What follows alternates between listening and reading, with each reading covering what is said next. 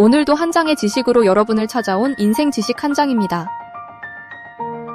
동네마다 하나씩은 꼭 있는 곳이 있습니다. 초록색 천 위에서 공이 부딪히는 경쾌한 소리가 들리는 그곳은 바로 당구장입니다. 그런데 이 익숙한 놀이의 이름인 당구는 어디서 왔을까요? 사실 당구의 어원은 명확하게 밝혀져 있지는 않습니다. 다만 프랑스어에서 비롯됐다는 데에는 대체로 의견이 모입니다. 막대기를 뜻하는 비아르 또는 공을 뜻하는 비유에서 왔다는 설명이 가장 널리 알려져 있습니다. 어느 쪽이든 당구라는 이름 자체가 막대기로 공을 친다는 게임의 본질을 품고 있는 셈입니다. 그렇다면 이 막대기와 공이 게임은 대체 언제, 어디서 시작된 걸까요?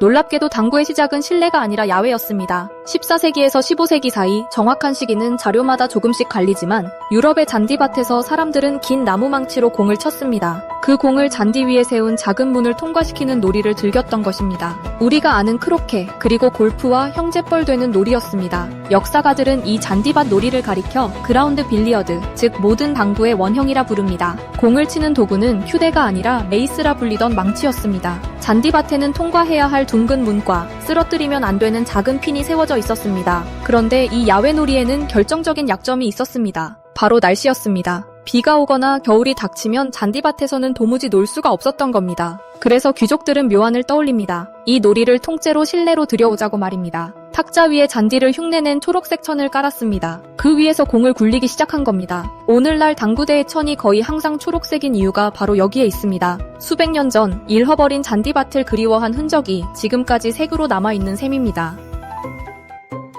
실내로 들어온 당구는 곧 권력의 상징이 됩니다. 15세기 프랑스의 왕 루이 11세는 기록상 초기에 실내 당구대를 주문한 최초의 군주 가운데 한 명으로 알려져 있습니다. 이후 태양왕이라 불린 루이 14세가 당구를 즐기면서 당구는 단숨에 프랑스 귀족 사회 전체로 퍼져나갔습니다. 왕이 치는 놀이라는 이미지 덕분에 당구는 오랫동안 고귀한 게임이라는 별명을 얻게 됩니다. 도구도 조금씩 진화했습니다. 처음에는 공을 밀어내듯 치는 메이스, 즉 망치를 썼습니다. 그런데 공이 벽 쪽 구석에 바짝 붙으면 두툼한 망치머리가 걸렸습니다. 도무지 칠 수가 없었던 것입니다. 그래서 사람들은 망치를 거꾸로 돌렸습니다. 굵은 머리가 아니라 가느다란 손잡이 끝, 즉 버트 엔드로 공을 치기 시작합니다. 이것이 바로 큐대의 시초였습니다. 이후 당구는 작은 발명들이 쌓이며 완성도를 높여갑니다. 1818년 무렵에는 프랑스와 밍고라는 인물이 가죽 팁과 함께 초크 사용을 널리 알린 것으로 보는 경우가 많습니다. 휴대 끝에 가루를 발라 미끄러짐을 막는 지금도 쓰이는 그 초크입니다. 그리고 1845년 이후에는 찰스 구시어의 가왕고무 기술이 당구대 쿠션에 적용되었습니다. 그러면서 공이 벽에 맞고 정확하게 튕겨나오는 탄력이 생겼습니다. 비로소 오늘날의 당구가 완성된 겁니다.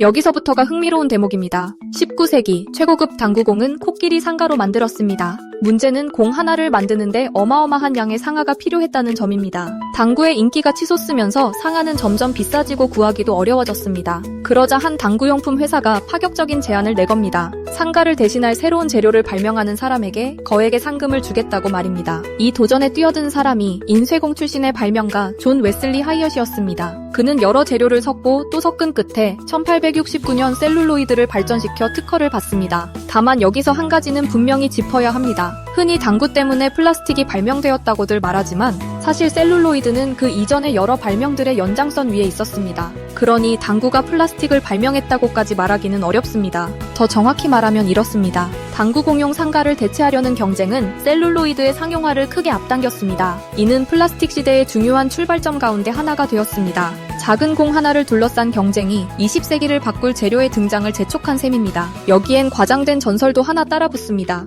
이 셀룰로이드 공이 부딪힐 때마다 폭탄처럼 터졌다는 이야기입니다. 사실은 조금 다릅니다. 셀룰로이드는 불에 잘 타는 성질이 있긴 했지만 공끼리 부딪혀서 폭발한 건 아니었습니다. 다만 추운 당구장에 밤새 방치하면 온도차로 인해 공이 갈라지거나 깨지는 일이 있었을 뿐입니다. 펑소리에 손님들이 깜짝 놀랐다는 식의 극적인 이야기는 사실보다 부풀려진 소문에 가깝습니다.